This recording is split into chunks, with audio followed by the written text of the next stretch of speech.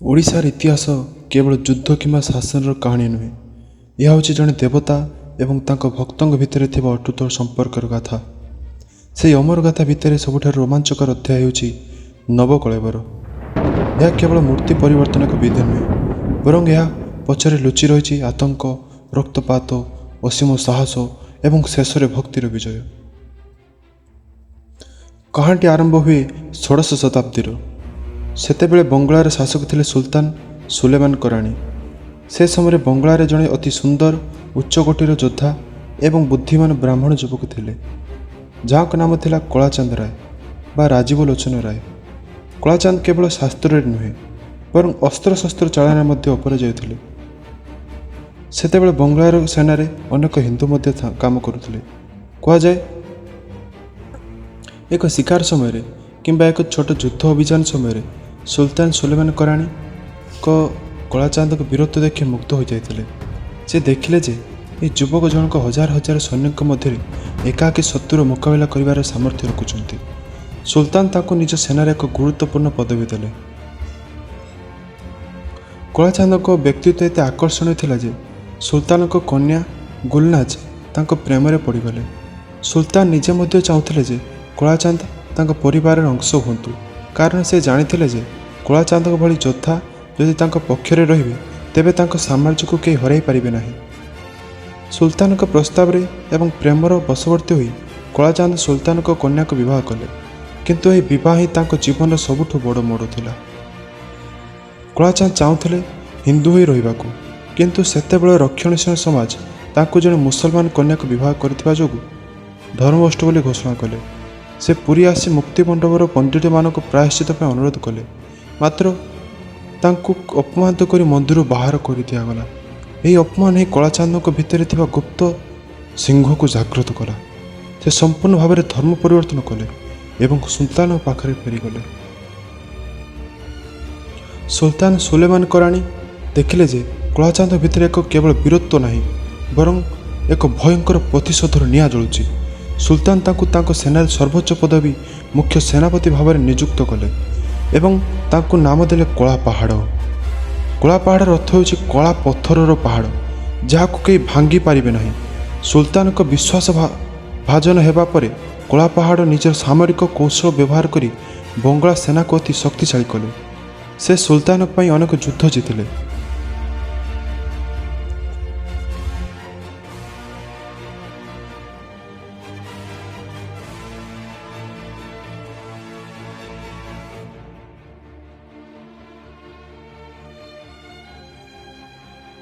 ଏପଟେ ଗଜପତି ମୁକୁନ୍ଦ ଦେବ ଥିଲେ ଓଡ଼ିଶାର ଶେଷ ସ୍ୱାଧୀନ ଶାସକ। ସେ ଥିଲେ ଅତ୍ୟନ୍ତ ସାହସୀ ଏବଂ ଯୁଦ୍ଧ ନିପୁଣ। ସେହି ସମୟରେ ବଙ୍ଗଳାର ସୁଲତାନ ଓଡ଼ିଶା ଦଖଲ କରିବା ପାଇଁ ବାରମ୍ବାର ଚେଷ୍ଟା କରୁଥିଲେ।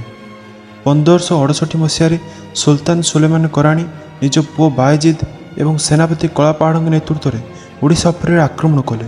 ମୁକୁନ୍ଦ ଦେବ ସେତେବେଳେ ଗଙ୍ଗା କୂଳରେ ଶତ୍ରୁଙ୍କୁ ରୋକିବା ପାଇଁ ବ୍ୟସ୍ତ ଥିଲେ, କିନ୍ତୁ କଳାପାହାଡ଼ ଏକ ଚତୁରତା କରି ଜଙ୍ଗଲ ପଥ ଦେଇ ସିଧା କଟକ ଅଭିମୁଖେ ମାଡ଼ି ଆସିଲେ। ଯେତେବେଳେ ମୁକୁନ୍ଦ ଦେବ ଜାଣିବାକୁ ପାଇଲେ ଯେ ଶତ୍ରୁ ସେନା ଓଡ଼ିଶାର ଅନ୍ଦର ମହଲକୁ ପଶି ଆସିଲାଣି, ସେ ତୁରନ୍ତ ଫେରି ଆସିଲେ, କିନ୍ତୁ ଦୁର୍ଭାଗ୍ୟବଶତଃ ତାଙ୍କର ନିଜ ଶାସନରେ ଥିବା କିଛି ସମ୍ଭ୍ରାନ୍ତ ରାଜା ତାଙ୍କ ବିରୋଧରେ ଗୁପ୍ତରେ ଶତ୍ରୁଙ୍କ ସହ ହାତ ମିଳାଇଥିଲେ। ବିଶେଷ କରି ସାରଙ୍ଗଗଡ଼ର ଶାସକ ରାମଚନ୍ଦ୍ର ଭଞ୍ଜ ବିଶ୍ୱାସଘାତକତା କଲେ। ମୁକୁନ୍ଦ ଦେବ କଟକ ନିକଟସ୍ଥ ଗୋହିରୀଟିକାଠାରେ ବଙ୍ଗଳା ସେନା ସହ ଭୟଙ୍କର ଯୁଦ୍ଧ କଲେ, କିନ୍ତୁ ସେହି ସମୟରେ ରାମଚନ୍ଦ୍ର ଭଞ୍ଜ ବିଦ୍ରୋହ କରି ମୁକୁନ୍ଦ ଦେବଙ୍କୁ ଆକ୍ରମଣ କଲେ। ନିଜ ଜାତିର ଲୋକଙ୍କ ବିଶ୍ୱାସଘାତକତା ସହ ଯୁଦ୍ଧ କରୁ କରୁ ଗୋହିରୀଟିକାଠାରେ ଋଣ କ୍ଷେତ୍ରରେ ଗଜପତି ମୁକୁନ୍ଦ ଦେବ ଶହୀଦ ହେଲେ। ଏହା ଫଳରେ ମୁକୁନ୍ଦ ଦେବଙ୍କ ମୃତ୍ୟୁ ପରେ ଓଡ଼ିଶାରେ କୌଣସି ଶକ୍ତିଶାଳୀ କେନ୍ଦ୍ରୀୟ ଶାସନ ରହିଲା ନାହିଁ। କଳାପାହାଡ଼ ମୁକ୍ତ ହୋଇଗଲା। ସେ କଟକ ଜୟ କରିବା ପରେ ସିଧା ପୁରୀ ଅଭିମୁଖେ ଗଲା। ସେଠାରେ ଶ୍ରୀମନ୍ଦିରରେ ଅନେକ କ୍ଷତି କଲା, ମୂର୍ତ୍ତିମାନଙ୍କୁ ଅପବିତ୍ର କଲା ଏବଂ କୋଣାର୍କ ମନ୍ଦିର ପରି ଅନେକ କୀର୍ତ୍ତିରାଜିକୁ ଭାଙ୍ଗିବାକୁ ଚେଷ୍ଟା କଲା।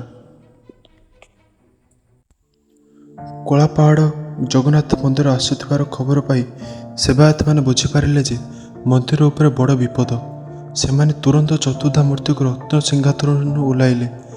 ପ୍ରଭୁଙ୍କ ଶତ୍ରୁ କବଳ ରକ୍ଷା କରିବା ପାଇଁ ସେମାନେ ବିଗ୍ରହମାନଙ୍କୁ ପୁରୀଠାରୁ ଦୂରରେ ଥିବା ଚିଲିକା ହ୍ରଦ ମଝିରେ ଏକ ଦ୍ୱୀପ ଯାହାର ନାମ ଥିଲା ଛପାଳି ହାତୀପଦା ନୌକା ଯୋଗେ ନେଇଗଲେ। ସେଠାରେ ପ୍ରଭୁଙ୍କୁ ମାଟି ତଳେ ପୋତି ଗୁପ୍ତ ରଖାଗଲା, ଯାହାକୁ ପାତାଳି କୁହାଯାଏ। କଳାପାହାଡ଼ ଯେତେବେଳେ ପୁରୀରେ ପହଞ୍ଚିଲା, ସେ ଶ୍ରୀମନ୍ଦିର ଭିତରେ ପ୍ରଭୁଙ୍କୁ ନ ପାଇ କ୍ରୋଧରେ ପାଗଳ ହୋଇଗଲା। ସେ ସନ୍ଦେହ କଲା ଯେ ସେବାୟତମାନେ ହିଁ ମୂର୍ତ୍ତିଙ୍କୁ ଲୁଚାଇଛନ୍ତି। କୁହାଯାଏ ଯେ ସେବାୟତମାନଙ୍କୁ ପ୍ରଭୁଙ୍କୁ ଠିକଣା ପଚାରି ଅକଥନୀୟ ନିର୍ଯାତନା ଦେଇଥିଲେ। ଅନେକ ସେବାୟତ ପ୍ରଭୁଙ୍କୁ ଗୁପ୍ତ ସ୍ଥାନ ବିଷୟରେ କହିବା ଅପେକ୍ଷା ହସି ହସି ମୂର୍ତ୍ତିଙ୍କୁ ଆଲିଙ୍ଗନ କରିଥିଲେ। ସେମାନଙ୍କ ରକ୍ତରେ ସିଂହଦ୍ୱାର ରଞ୍ଜିତ ହୋଇଥିଲା, କିନ୍ତୁ ସେମାନେ ବିଶ୍ୱାସଘାତକତା କରିନଥିଲେ। ସେବାୟତମାନେ ମନ୍ଦିର ମୁଖ୍ୟ ଦ୍ୱାର ବନ୍ଦ କରି ଶେଷ ପର୍ଯ୍ୟନ୍ତ ରଖିବାକୁ ଚେଷ୍ଟା କରିଥିଲେ, କିନ୍ତୁ ବିରାଟ ସେନା ଆଗରେ ସମସ୍ତେ ହାରିଗଲେ। କଳାପାହାଡ଼ ମନ୍ଦିର ଭିତରକୁ ପଶି ମନ୍ଦିରର କଳସ ଓ ନୀଳଚକ୍ରକୁ ଭାଙ୍ଗିବାକୁ ଚେଷ୍ଟା କଲା। ମନ୍ଦିର ଗାତ୍ରରେ ଥିବା ସୁନ୍ଦର ମୂର୍ତ୍ତିଗୁଡ଼ିକୁ ଖଣ୍ଡା ଚୋଟରେ ବିକୃତ କରିଦେଲା, ରତ୍ନ ଭଣ୍ଡାର ଲୁଟ୍ କଲା ଏବଂ ମନ୍ଦିର ପରିସରରେ ନିଆଁ ଲଗାଇଦେଲା। ଦୁର୍ଭାଗ୍ୟବଶତଃ କଳାପାହାଡ଼ର କିଛି ଗୁପ୍ତଚର ଚିଲିକାରେ ବିଗ୍ରହ ଲୁଚିଥିବା ଖବର ପାଇଗଲେ। କଳାପାହାଡ଼ ସେଠାରେ ପହଞ୍ଚି ମାଟି ଖୋଳି ଖୋଳି ମୂର୍ତ୍ତିମାନଙ୍କୁ ବାହାର କଲା। ସେବାୟତମାନେ ପ୍ରଭୁଙ୍କୁ ଛାଡ଼ିବା ପାଇଁ କାନ୍ଦି କାନ୍ଦି ଗୁହାରି କରିଥିଲେ, ମଧ୍ୟ ସେ ଶୁଣିଲା ନାହିଁ। ସେ ବିଗ୍ରହମାନଙ୍କୁ ହାତୀ ପିଠିରେ ଲଦି ବଙ୍ଗଳା ଅଭିମୁଖେ ନେଇଗଲା। କଳାପାହାଡ଼ ବଙ୍ଗଳାର ଚତୁର୍ଦ୍ଧା ମୂର୍ତ୍ତିକୁ ନେଇ ଗଙ୍ଗାନଦୀ କୂଳକୁ ବୋହି ନେଲା।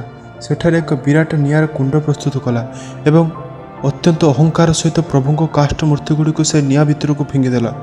ସେ ଭାବିଥିଲା ଯେ ମୂର୍ତ୍ତି ଜଳିଗଲେ ଜଗନ୍ନାଥ ଶେଷ ହୋଇଯିବେ, କିନ୍ତୁ ବିଧିର ବିଧାନ ଥିଲା ସମ୍ପୂର୍ଣ୍ଣ ଅଲଗା।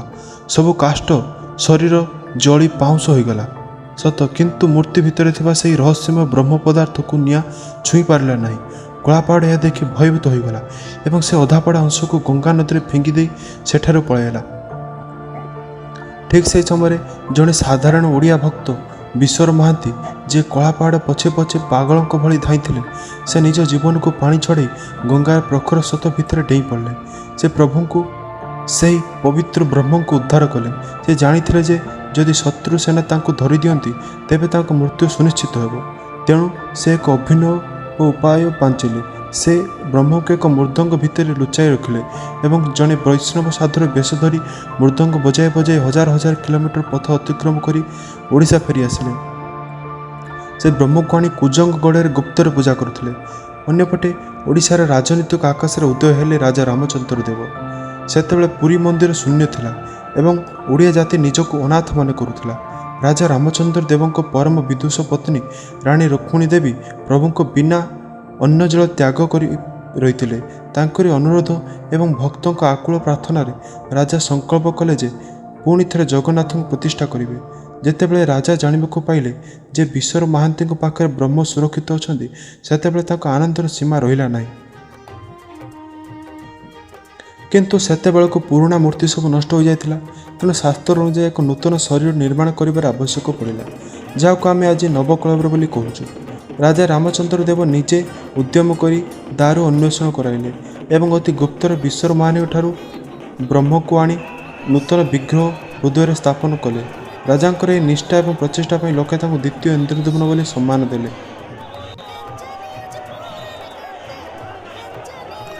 ପ୍ରଭୁଙ୍କ ନୂଆ ଶରୀର ପାଇଁ ଶାସ୍ତ୍ର ମୁତାବକ ପବିତ୍ର ନିମ୍ବ ଗଛ ବା ଦାରୁ ଆବଶ୍ୟକ।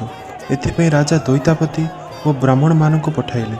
ଦାରୁ ଚୟନର କଠିନ ନିୟମ ଅନୁଯାୟୀ ଗଛରେ ଶଙ୍ଖ, ଚକ୍ର, ଗଦା, ପଦ୍ମ ଚିହ୍ନ ଥିବ, ନିକଟରେ ଉଇହୁଙ୍କା ଓ ନାଗସାପ ଥିବ, ପାଖରେ ଶ୍ମଶାନ କିମ୍ବା ପବିତ୍ର ନଦୀ ଥିବ।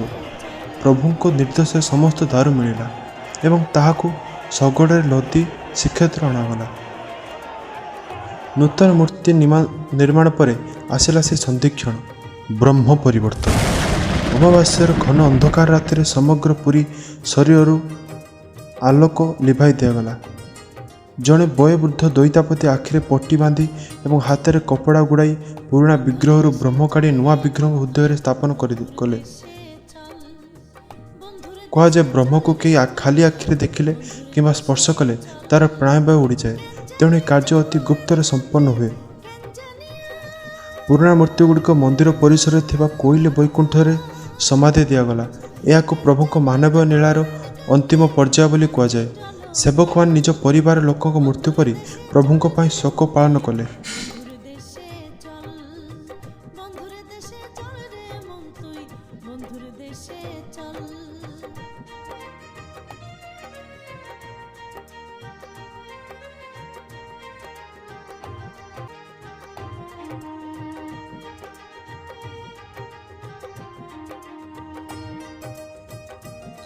ଏହି ଭାବରେ କଳା ପାହାଡ଼ର ସବୁ ଅତ୍ୟାଚାର ଏବଂ ଇତିହାସର ସବୁ ଝଡ଼ ପରେ ମଧ୍ୟ ଜଗନ୍ନାଥ ପୁଣି ଥରେ ନିଜ ରତ୍ନ ସିଂହାସନକୁ ଫେରିଲେ। ଏହି ନବକଳେବର ଆମକୁ ଶିଖାଏ ଯେ ଶରୀର ତ ନଶ୍ୱର, ସମୟ ଅନୁସାରେ ଏହା ବଦଳିବା ସୁନିଶ୍ଚିତ, କିନ୍ତୁ ଭିତରେ ଥିବା ସେ ଆତ୍ମା ବା ବ୍ରହ୍ମ ହେଉଛି ଆମର ଅମର। ଆଜି ବି ସେ ସେତେବେଳେ ନବକଳେବର ହୁଏ ସେତେବେଳେ ବିଶ୍ୱର ମହାନ୍ତିଙ୍କ ସେହି ତ୍ୟାଗ ଏବଂ ରାଜା ରାମଚନ୍ଦ୍ର ଦେବଙ୍କ ସେ ସଂକଳ୍ପର କାହାଣୀ ପ୍ରତିଟି ଓଡ଼ିଆରେ ଛାତିକୁ ଗର୍ବରେ କୁଣ୍ଢମୋଟ କରିଦିଏ।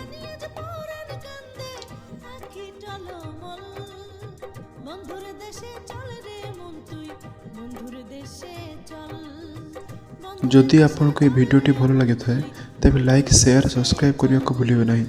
ଜୟ ଜଗନ୍ନାଥ।